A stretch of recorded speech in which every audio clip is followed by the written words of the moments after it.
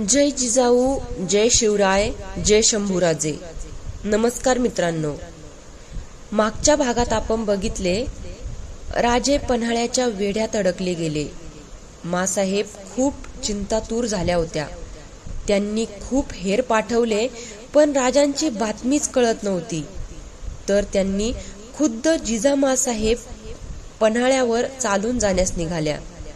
पण नेताजी पालकर व सिद्दी हिलाल यांनी त्यांना अडवले. आता बघूयात पुढे. पन्हाळगडावर सूर्य आला तेव्हा राजे सोमेश्वराचे दर्शन घेऊन बाहेर पडले. बरोबर बाजीप्रभू, गंगाधर पंत, त्र्यंबक भास्कर ही मंडळी होती. राजे अश्वपथकासह सज्जा कोठीकडे जात होते. सारे चुपचाप होते.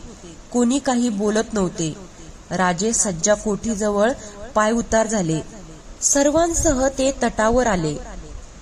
समोर नेहमीचेच दृश्य होते. पूर्वेचा मंद वारा वाहत होता. तुटलेल्या कड्याखाली गर्द रान पसरले होते. सिद्धीच्या छावण्या मोकळ्या जागेत दिसत होत्या.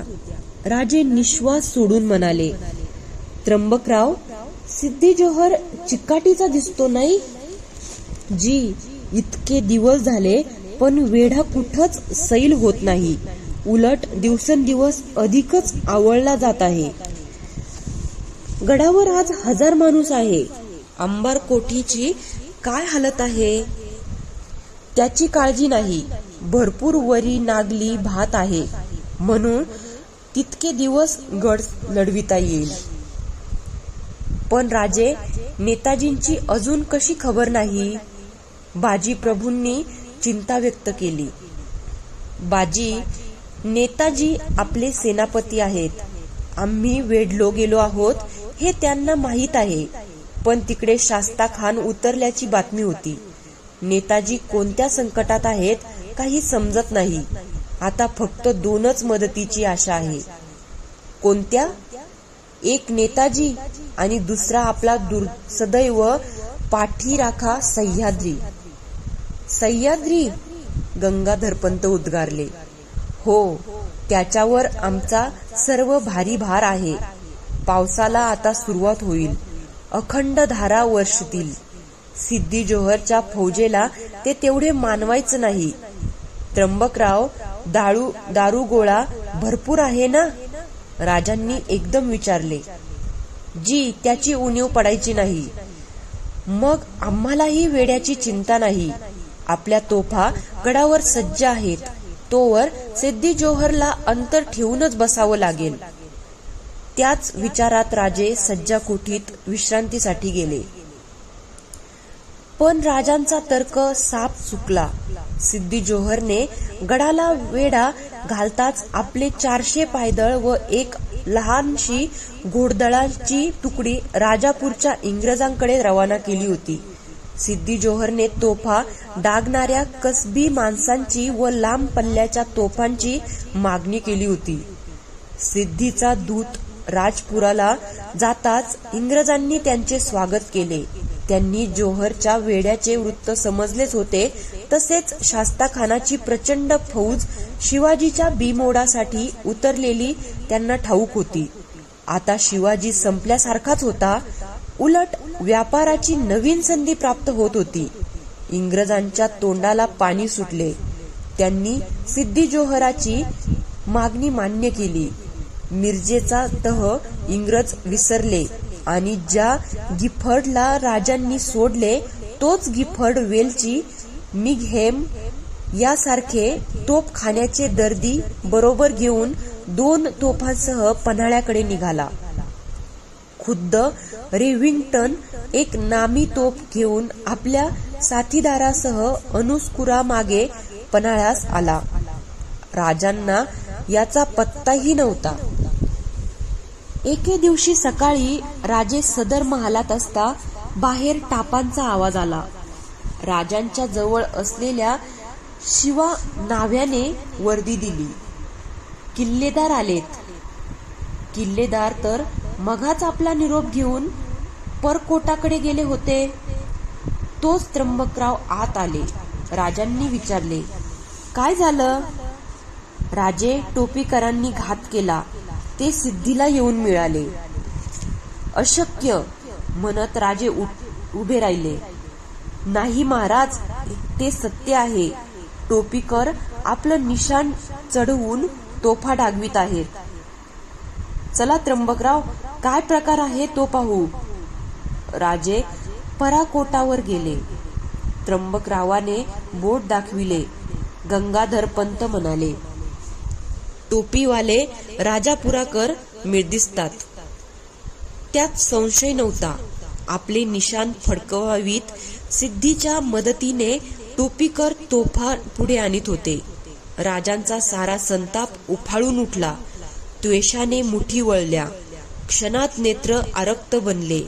ते म्हणाले, काय पाजी जात आहे, ज्या टोपीवाल्यांना दया दाखवून अवघे 3 मास लोटले नाहीत, ज्यांचा आम्ही जप्त केलेला माल आणि पकडलेल्या साहेब सोडून दिला, तेच हे वखारवाले आमच्याशी केलेला करार मोडून आज आमच्यावर चालून येतात. राजे भानावर आले. त्यांनी संताप आवरला.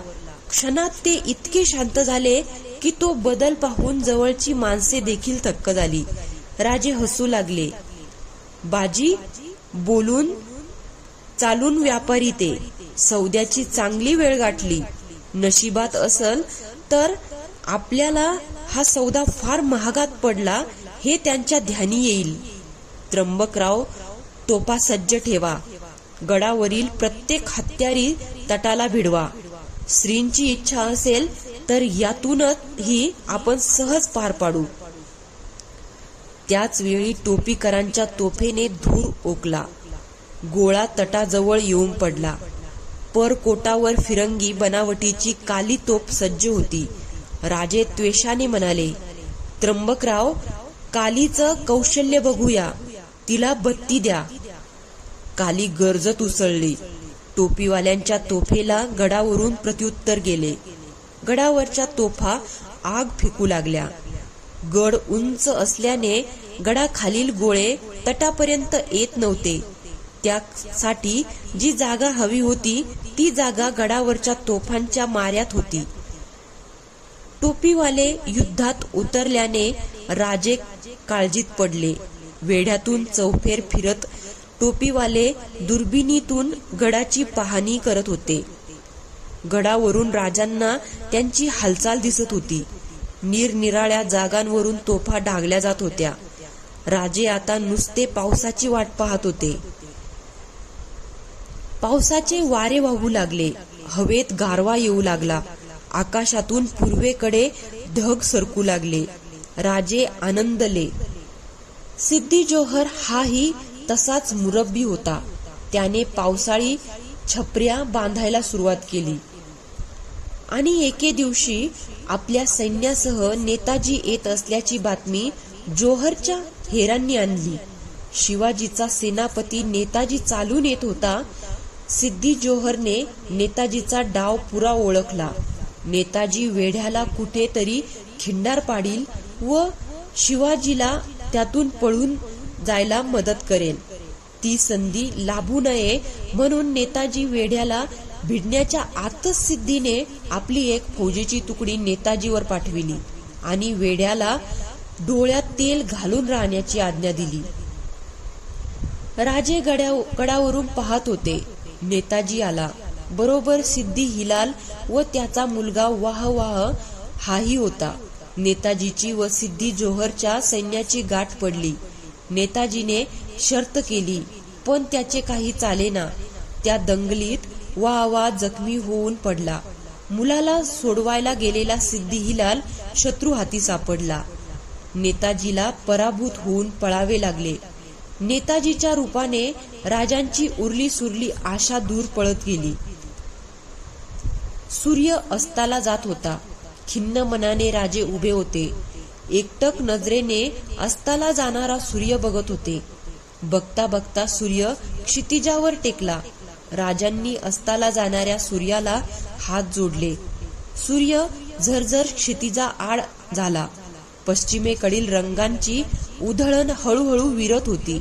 क्षितिजाला एक छोटासा तांबडा ढग दिसत होता. स्थिर नजरेने त्या ढगाकडे राजे पाहत होते. तो नजरेत येणारा ढगही आता अंधारात मिसळून जाईल आणि काही क्षणातच पश्चिमेची धुसर कडही वाढत्या अंधारात लुप्त होईल. एक दीर्घ निश्वास सोडून राजे वळले. राजे उदास झाले. पावसाने आपली झोड उठविली, पण सिद्धीचा वेढा रेसभरही हलला नाही. पावसात शत्रूची छावणी भिजत होती. तंबू उडत होते. वादळी वारे वाहत होते, पण सिद्धी कशाला जुमानीत नव्हता. राजांना सुटकेची आशा दिसत नव्हती. निसर्गाने राजांना कुमक केली, पण सिद्धी निसर्गावर मात करून उभा ठाकला होता. राजांना मनातून सिद्धीच्या चिकाटीचे कौतुक आणि आपल्या दैवाची कीव वाटत होती. राजांनी निर्णय केला. सिद्धी जोहरशी त्यांनी तहाच्या वाटाघाटी करू केल्या. वेढ्याकडे थोडेही दुर्लक्ष न करता सिद्धी जोहर राजांनी पुढे केलेल्या तहाला ठोकरीत होता. सिद्धी जोहर एकाच तहाला मान्यता देणे शक्य होते. राजांनी सिद्धी जोहरच्या स्वाधीन होणे